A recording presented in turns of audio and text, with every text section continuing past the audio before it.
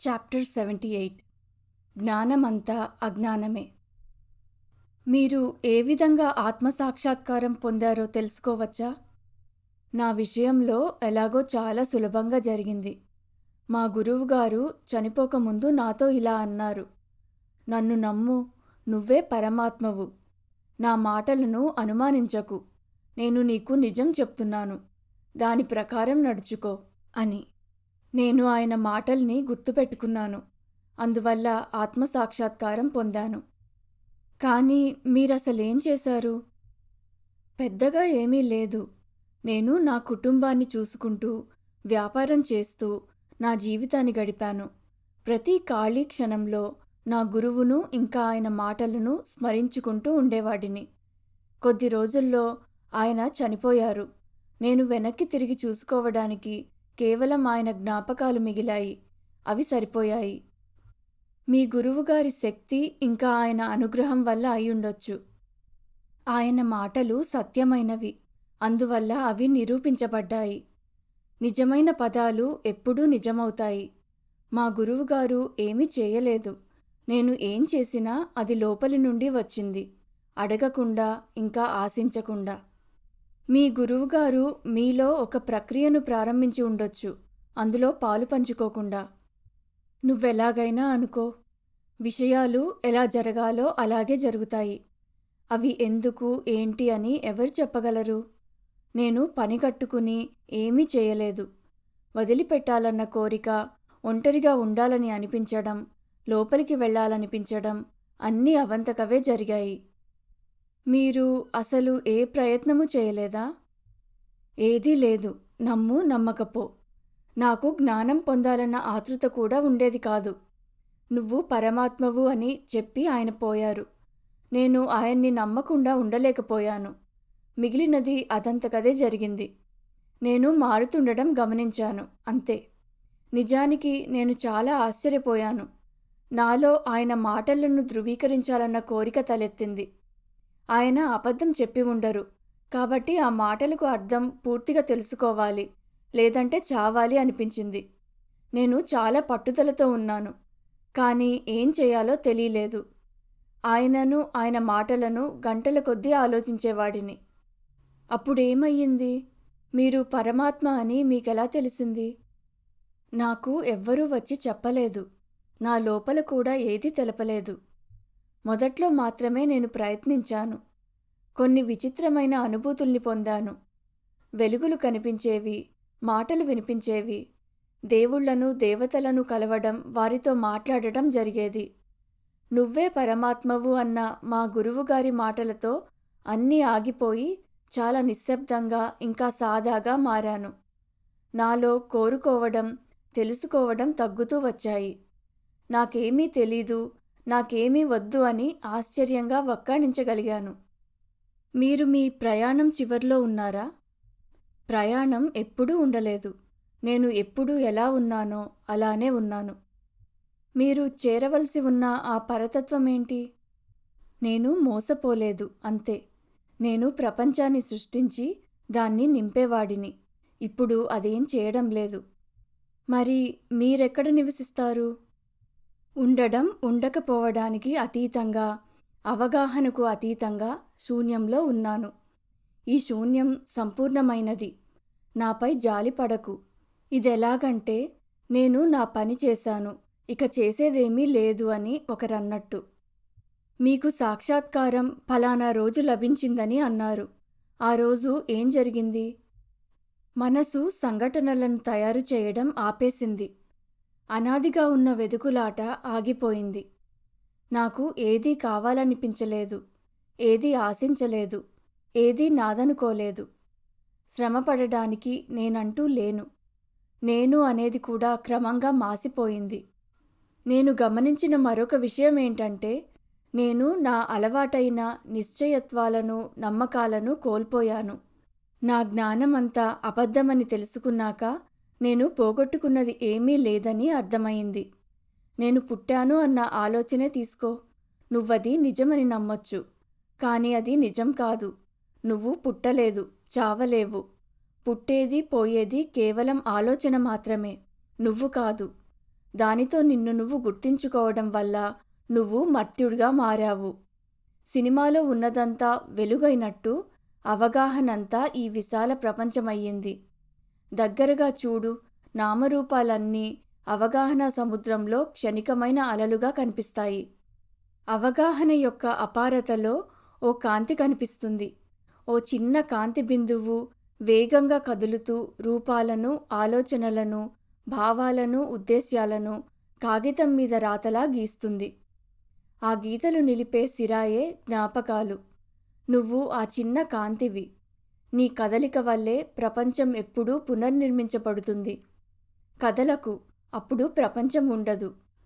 నీ లోపల చూడు, అప్పుడు నేనున్నాను అనే ఆ చిన్న కాంతి ఓ అపారమైన వెలుగు యొక్క ప్రతిబింబంగా కనిపిస్తుంది. ఉన్నదల్లా వెలుగు మాత్రమే, మిగిలినవన్నీ కేవలం కనిపిస్తాయి. ఆ వెలుగు ఎలా ఉంటుంది? దాన్ని మీరు చూశారా? మనస్సుకు అది చీకటిగా తోస్తుంది. అది కేవలం దాని ప్రతిబింబాల వలనే తెలుసుకోబడుతుంది. పగటి వెలుగులో అన్నీ కనబడతాయి, కానీ పగలు కనబడదుగా. అలా మన ఇద్దరి మనసులు ఒకే విధంగా ఉంటాయని నేను అనుకోవచ్చా? అదెలా? నీకు నీ వ్యక్తిగతమైన మనసు ఉంది. జ్ఞాపకాలతో అల్లబడి, కోరిక భయాలతో కలిసి ఉంచబడింది. నాకు నా సొంత మనసు లేదు. నాకు తినడానికి ఆహారం వచ్చినట్టు నాకు తెలియాల్సిన వాటిని విశ్వము నా ముందుంచుతుంది. ఈ జ్ఞానం మీకు లోపలి నుంచి వస్తుందా లేక బయటి నుంచా? అది వర్తించదు. నా లోపలిది బయటుంది, ఇంకా బయట ఉన్నది నా లోపలుంది. ఈ క్షణం నాకు కావలసిన సమాచారం నీ నుండి రావచ్చు, కానీ నువ్వు నా నుండి వేరు కాదు. ఈ నాల్గో స్థితి అయిన తురీయం అంటే ఏంటి? ప్రపంచాన్ని చిత్రిస్తూ శుద్ధ సాక్షిగా వెలుగుతున్నదే తురీయము. దానికి అతీతమైన వెలుగే తురీయాతీతము. అయినా పేర్లతో నీకు ఏముపయోగం? వాస్తవము నీకు ఇంత దగ్గరగా ఉన్నప్పుడు. మీ స్థితిలో ఏదైనా అభివృద్ధి ఉంటుందా? నిన్నటికి నేటికి మీలో ఏదైనా తేడా ఉందా? వాస్తవము కదలనిది, అయినా నిరంతరం కదిలేది. అది ప్రబలమైన నది వంటిది.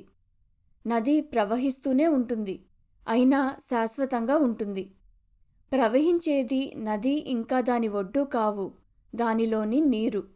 అలానే సత్వగుణము రజస్సు తమస్సులతో దాని ఆటలు ఆడుతుంది. సత్వములో ఎప్పుడూ మార్పులు, ఎదుగుదల ఉంటాయి. రజస్సులో మార్పులు ఇంకా తిరోగమనం, తమస్సులో అస్తవ్యస్తత ఉంటాయి. 3 గుణాలు ఒకదానితో ఒకటి శాశ్వతంగా ఆడుతాయి. నేనెప్పుడూ తమస్సుతో నిస్తేజంగా, ఇంకా రజస్సుతో నిరాశగా ఉండాలా? మరి సత్వం మాటేంటి? సత్వము నీ నిజతత్వము యొక్క తేజస్సు. దాన్ని మనస్సు ఇంకా దాని అనేక లోకాలకు అతీతంగా కనుక్కోగలవు. కానీ నీకు ప్రపంచం కావాలంటే నువ్వు 3 గుణాలను విడదీయరానివిగా స్వీకరించాలి. సారాంశంలో ఒక్కటిగా, కనిపించడంలో భిన్నమైనవిగా. అవన్నీ కలిసి అవగాహనలో ప్రవహిస్తాయి. స్థలకాలాల్లో శాశ్వతమైన ప్రవాహం ఉంటుంది. చావు, మళ్ళీ పుట్టుక, ఎదుగుదల, తిరోగమనం, మళ్ళీ చావు, ఇలా మొదలు చివర లేకుండా సాగుతుంది. వాస్తవము కాలాతీతమైన, మార్పులేని, నామరూపాలు లేని ఓ ఆనంద స్వరూపము. మీ ప్రకారం ప్రతిదీ అవగాహనా స్థితే. ప్రపంచమంతా పదార్థాలతో నిండి ఉంది. ఇక ఇసుక రేణువు దగ్గర్నుంచి ఒక గ్రహం వరకు అన్నీ పదార్థాలే. వాటికి అవగాహనతో సంబంధమేంటి? అవగాహన చేరుకోని చోట పదార్థం ప్రారంభమవుతుంది. పదార్థం సొంతంగా ఉన్నట్టు కనిపిస్తుంది. అది అవగాహనలోనే ఉంది, కానీ దాని బయట ఉన్నట్టు కనిపిస్తుంది. పదార్థం యొక్క మూలం జ్ఞాపకంలో ఉంది. జ్ఞాపకం లేకుండా గుర్తించడం ఉండదు. సృష్టి, స్థితి, లయము ఇది శాశ్వతమైన ప్రక్రియ. అన్ని విషయాలు దానిచే నియంత్రించబడతాయి. తప్పించుకోలేమా? తప్పించుకునే దారి చూపడం తప్ప నేను వేరే ఏమీ చేయడం లేదు. మరి నా అవగాహన ఏమవుతుంది? అవగాహన మిగిలుంటుంది, కానీ గుప్తంగా, ఓ నిశ్శబ్ద స్థితిలో. గుర్తింపు స్థితి మిగిలి ఉంటుందా? గుర్తింపు స్థితి వాస్తవంలో అంతర్లీనంగా ఉంటుంది. ఇంకా ఎప్పటికీ మసకబారదు. అది వ్యక్తి కాదు, వ్యక్త కాదు. అది అన్నిటితో స్వయం గుర్తింపును వదిలిపెట్టినప్పుడు మిగిలున్నది. ఓ శుద్ధమైన అవగాహన. అవగాహన మొదలు చివర స్వచ్ఛమైనది, మధ్యలో ఊహలతో కలుషితమయ్యింది. దాన్ని ఎలా ఉంటే అలా తెలుసుకోవడమే సాక్షాత్కారం, ఇంకా కాలాతీత శాంతి. నేను ఉన్నాను అన్న భావన నిజమా అబద్ధమా? రెండూ. నేను ఇది, నేను అది అన్నప్పుడు అది అబద్ధం. నేను ఇది కాదు, నేను అది కాదు అని అర్థం చేసుకోగా మిగిలి ఉన్న నేను నిజం.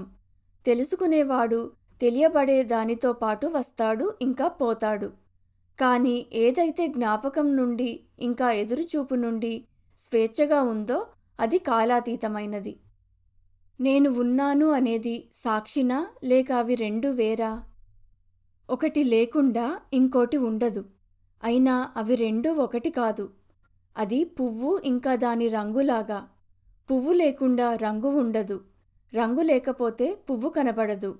కానీ పువ్వు రంగు ఒకటి కాదు. వాటికి అతీతంగా వెలుగుంది. అది పువ్వును తాకడంతో రంగును సృష్టిస్తుంది.